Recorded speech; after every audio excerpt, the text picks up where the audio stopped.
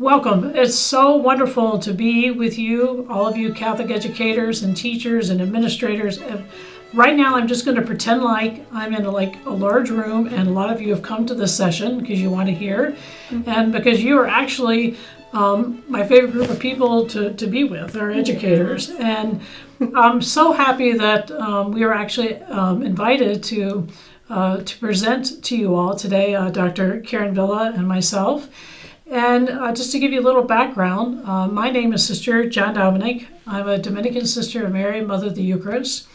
I've been involved with Catholic education now for, over 30 years. Yes. And love every bit of it. I was a principal for over 20, and I was blessed to have your son and daughter in the school at the time. And one of the other privileges I've done being a part of the community was really developing Disciple of Christ education and virtue, which really, being a Dominican, it's kind of natural, and it flows into kind of what's evolved out of our discussions together. So the topic of our talk is the synergy of interpersonal neurobiology and the virtuous life. So let me see if you can guess who's going to be talking to you about interpersonal neurobiology. Dr. Villa. Yes, thank you, Sister.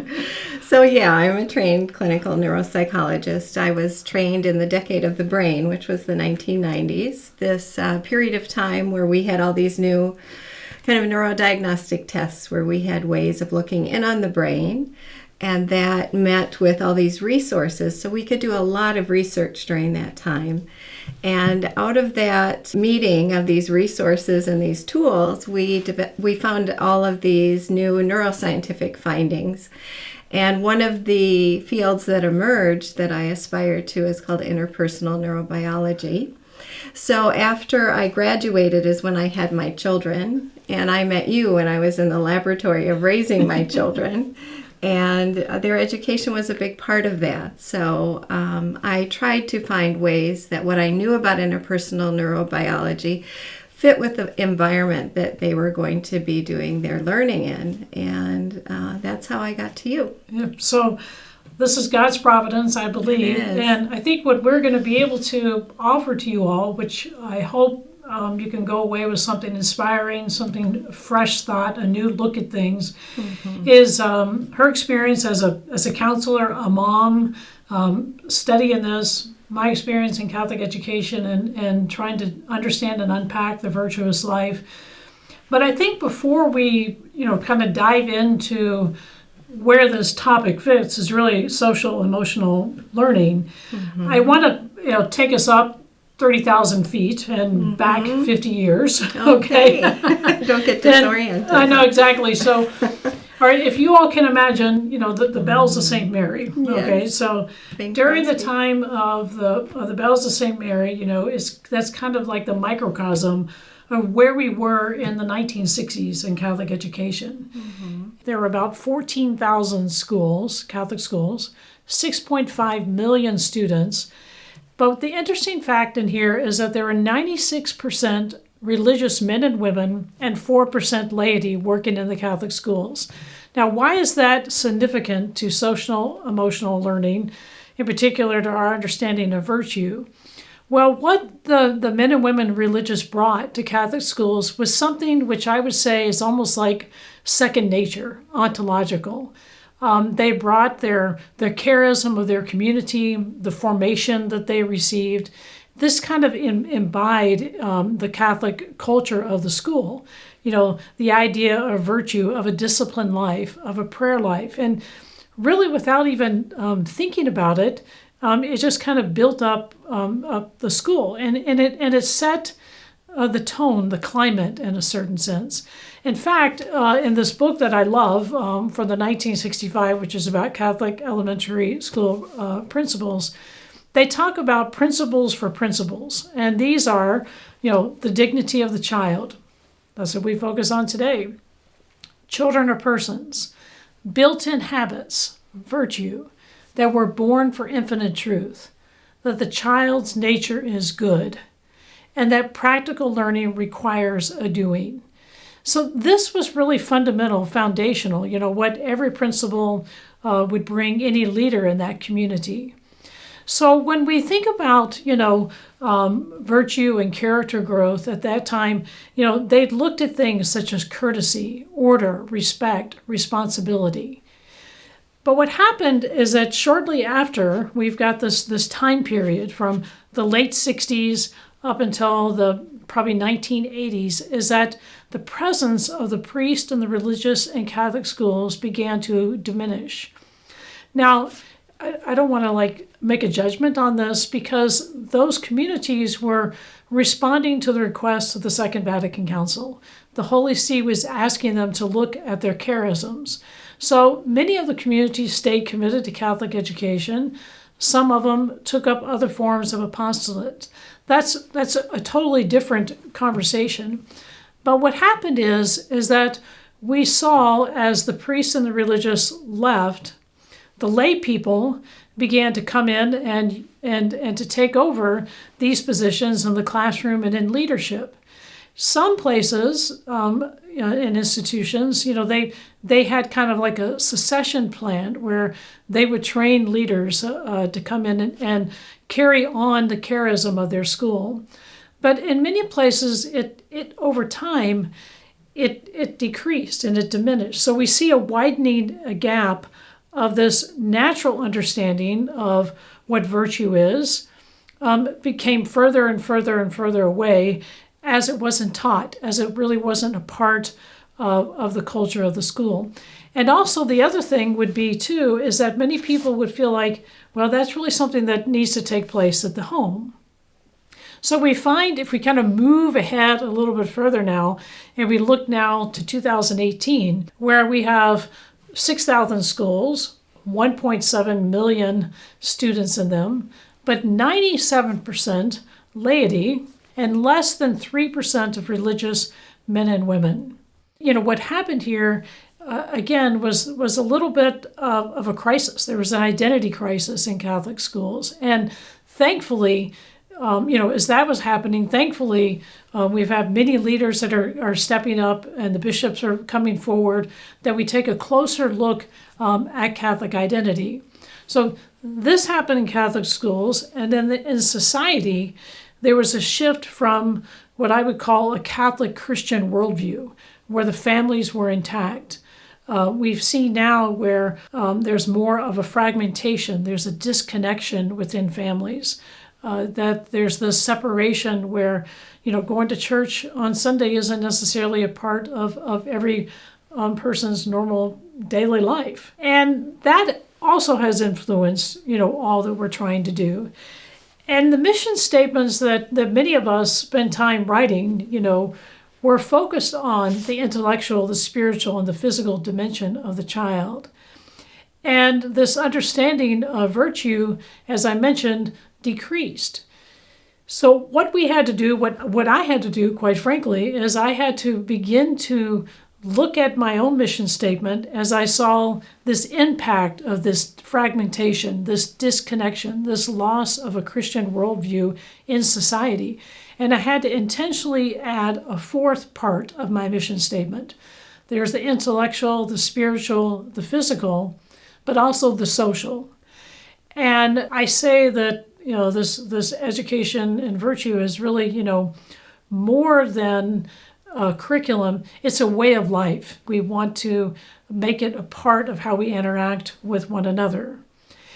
The science that's come out of this decade of the brain sheds a different light in a certain sense, on the importance of virtue education, because they use the idea of, especially in this book, the yes brain, which we will be unpacking in our conversation with one another. So I'd like Dr.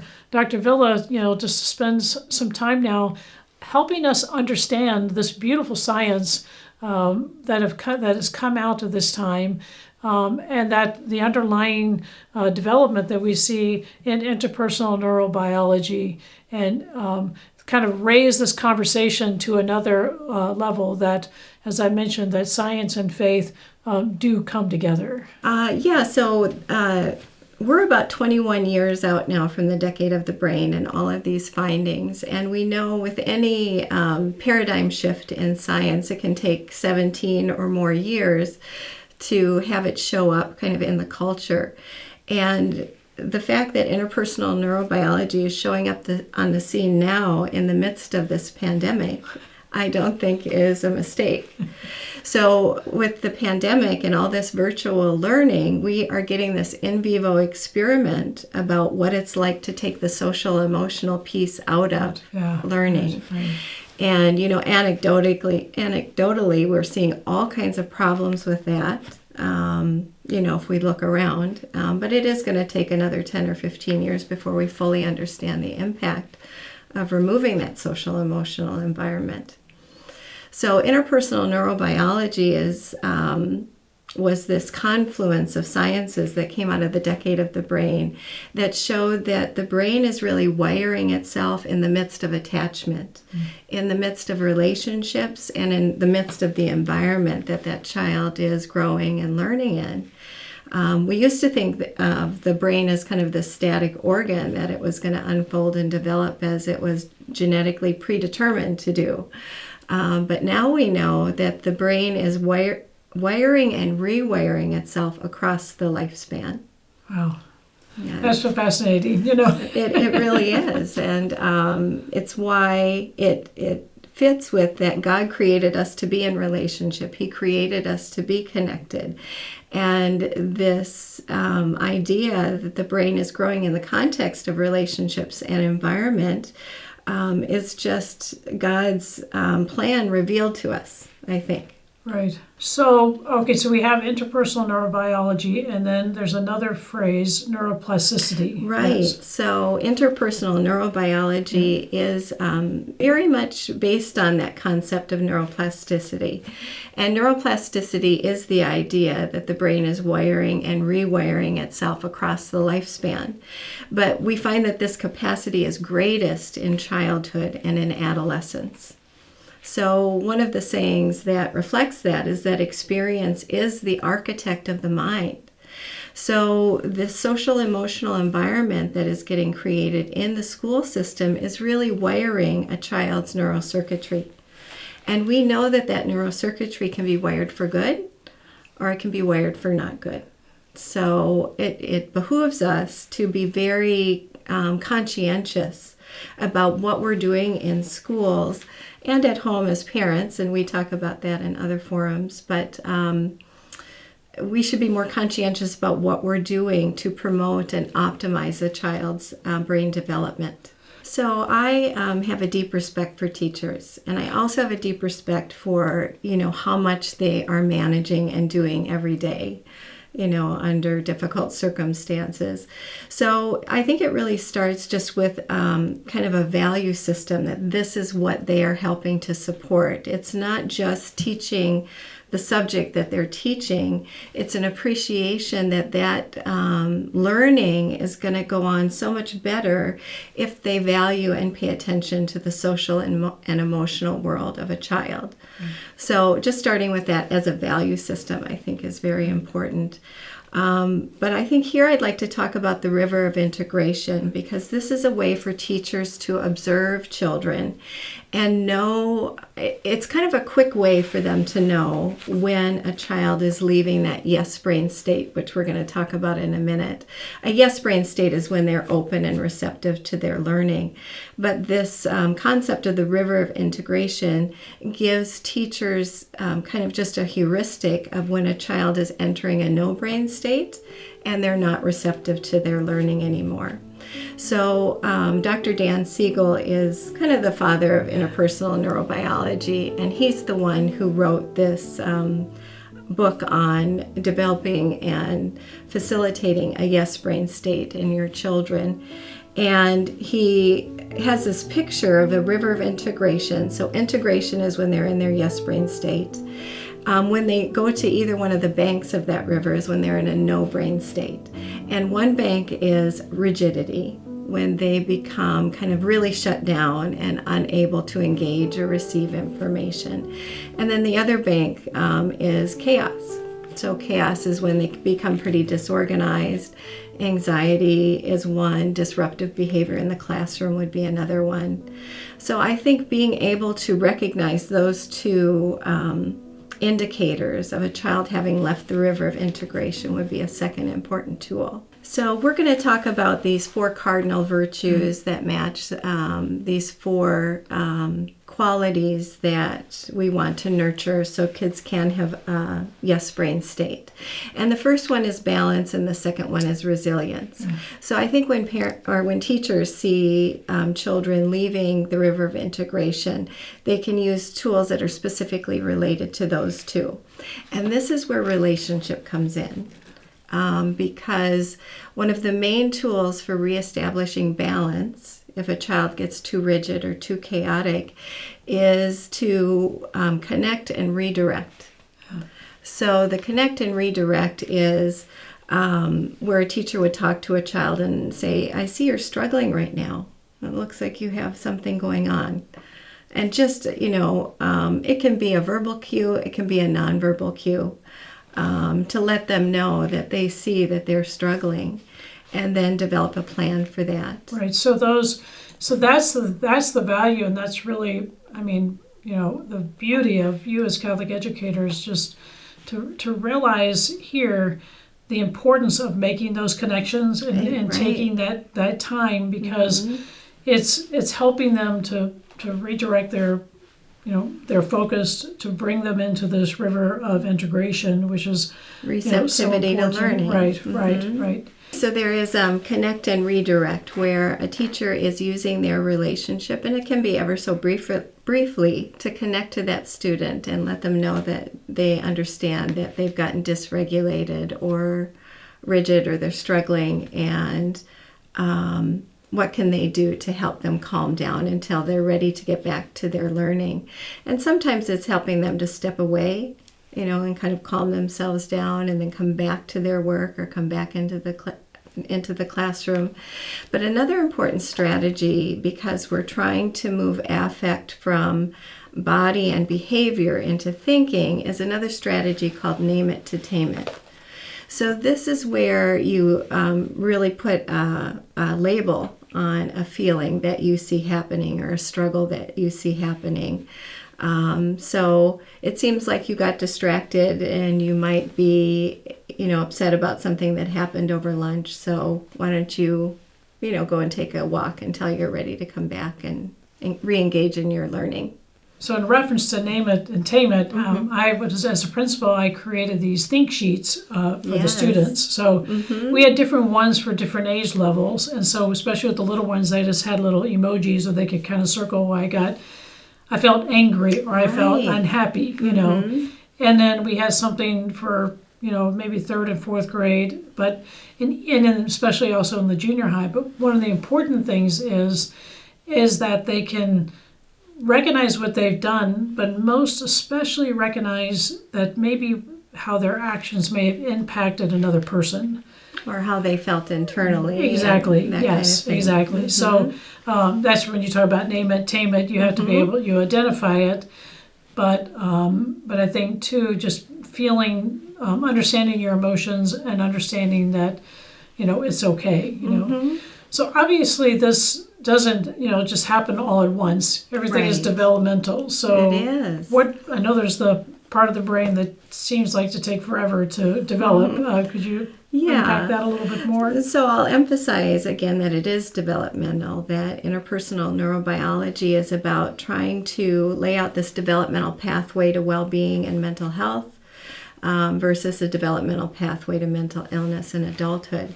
And so it goes back to this idea of neuroplasticity, where the brain is wiring itself and it's under major construction.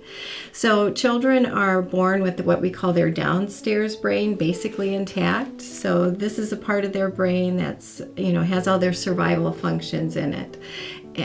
Breathing and fight, flight, and freeze, and kind of their emotional assessment of the world. But the cortex is under major construction throughout childhood. And teachers so often, I'm sure, hear about executive functioning, that this is where the seat of attention and concentration is. This is the seat of where a child develops their output. They make goals. They're planful. They can anticipate things. Well, we really find that the prefrontal cortex is entirely wired outside of the womb. So again, it's undergoing major construction in childhood, and then again, there's a big boost in that growth in adolescence. So the Virtue program and this social emotional surround is really supporting those brain structures and their growth. And we find that the prefrontal cortex is the place where cognition, all this cognition and all this learning and emotion come together to create self, to create morality and character, and creates, how a child engages with their environment. And what we're looking for is that they are open to receive information from their learning environment. So that's the river of integration. And they develop this ability to respond calmly and in a reasoned way to their learning environment. So as I mentioned at the beginning, I know teachers, I love teachers, and you all want something practical. Okay, So the name of this talk is the synergy between interpersonal neurobiology and the virtuous life. So we're going to bring together all the information that she's talked about with the science behind it. Part of what I was saying at the beginning, trying to give you this history of Catholic education and understanding that we've had some bumpy years when we're trying to bring things together. But also the same thing that we all agree about is the most important part is the social emotional learning, the secure environment for their learning and their growing to be able to take place. And the other beautiful thing that Catholic education brings is the importance of relationship. That's why you all have been in school, just going to great things, so that you're not behind the screens, teaching. And then when you've kind of felt that disconnect between your students. So what the understanding of the yes brain, okay, and the words that Dr. Dan Siegel gave, and maybe you could say the words that he used and encourages you to cultivate just from a purely science way, and then I'll kind of bring in with the Catholic language to it. Okay. So in the yes brain, I do think he's pairing the social emotional environment and secure attachment and relationship along with kind of a cultivating of an internal world that is ordered, and where a child can see that they can use their own mind to modify their own behavior, their reactions, their learning, and focus their attention and concentration. So he uses this acronym, because he likes acronyms, of these 4 skills that need to be fostered, and they match the cardinal virtues, and I'll let you talk about that in a minute. But the 4 are balance. So having balance in your emotions. You don't get too overregulated, too upset, or too dysregulated in your behavior. And then there's resilience. This is the BRE acronym. I think I forgot to say that. So the acronym is BRE. The first one is balance. The second one is resilience, that children don't get shut down or overwhelmed in the face of disappointment or mistakes, that they have a way to handle those. And then the last 2 are insight and empathy, and we'll talk more specifically about those in a minute. So I'm not going to give you a test on this, because sometimes when I'm talking to teachers and I say the cardinal virtues, and they're like, oh, please don't ask me what they are, So, okay.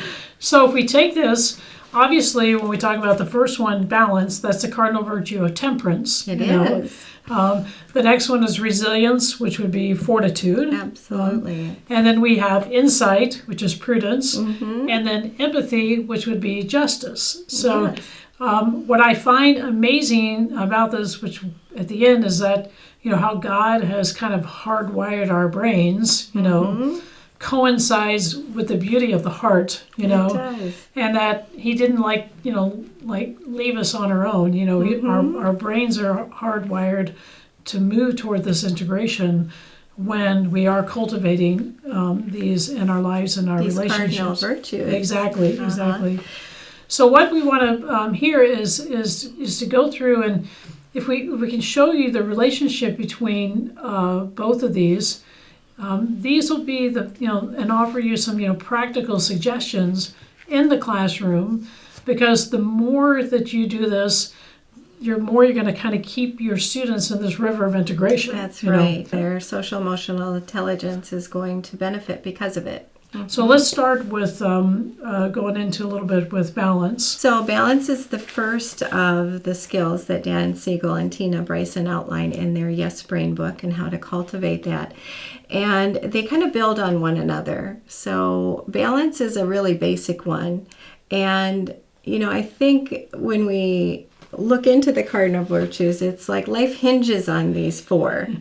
But I would say that's especially true for balance, that we can't do any of the others unless we're able to regulate our emotion, our body, and, keep those in a calm enough state to be open to the world around us. So balance starts really from infancy, that, parents are doing that, and hopefully they deliver children to their school age years in a balanced state. But some children won't arrive with balance, and some children will move in and out of the river of integration and become imbalanced. So, name it to tame it is a useful one there, where you are naming emotions, putting them in a different spot in language, then leaving them in body and behavior, and reflecting on those emotions is helpful. But there's also this idea of regulation, and that's where we can teach children to breathe deeply. We can teach them to have some time in prayer just to calm down their spirit. And calm them down enough to reclaim their attention and concentration. Yeah, so in all those, so oftentimes I think what's reinforcing here is that that's so important just to the classroom, because oftentimes, I tell the teachers, if we're not taking this time for prayer during the day, or time for Lectio Divina, or time to go to the chapel or the church or whatever it may be, just a quiet time, they may not get that any other time during the day. Any teacher would say that even one student in the classroom who is out of balance can be, disruptive to the whole class. So, entire classroom strategies that are about, we're just going to sit and have quiet for 5 minutes before we start our learning today. Or, having a specific plan for those one or two students who become so dysregulated that they're blurting out, or they're out of their seat, or they're disruptive.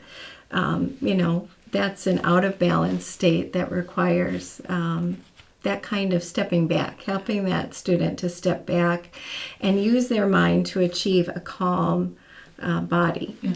So what's important, and with teachers, as we unpack this language for you, so balance, temperance. With temperance, we've got there's virtues like orderliness, there's modesty, humility. These are these virtues that are related to that, and that provides a positive language. We want to always be working on this relationship. So sometimes it's very difficult, with the parent to say, okay, how am I going to call them and tell them that their child is completely out of control in my classroom? Yeah. But if you go back and say, let's work on ways that they can be more balanced, or they can be more orderly, or more moderate, or whatever. You're moving them towards. Right, exactly. It's kind of teaching self-control and exactly using this virtue language to teach that a child can be in charge of themselves. And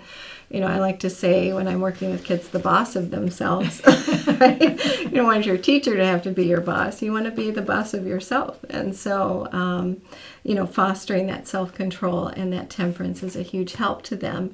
And when they have that language and they can start thinking about using their own mind to modify their behavior, things just go so much better. Naturally.